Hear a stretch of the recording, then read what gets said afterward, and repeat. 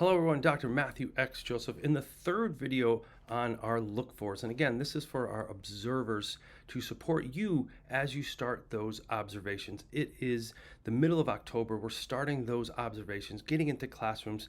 And to do that, I wanted to give you some support in that journey. The first two tips I talked about focusing on time, how are teachers using their time. Then I talked about questioning patterns.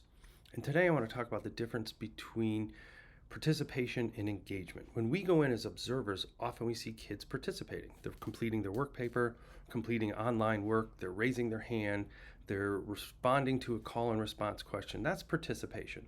But what we really want to look for is engagement. How are students transferring their learning? That's engagement. That's when they are engaged in the learning process. They're not just regurgitating content or telling facts or talking about what they're doing. It's actually taking the content that they've learned, process it, and then transfer that learning into something else, a student product, a creation, a project, a report, whatever that is. That's what we want to look for as observers.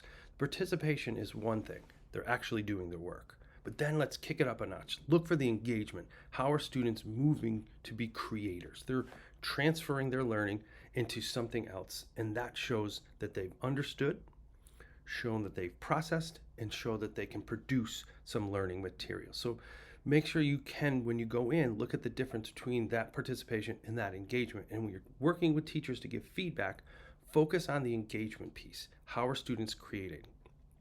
We spend a lot of time with students will be able to. One of the things I want you to look for as observers is, what did students do?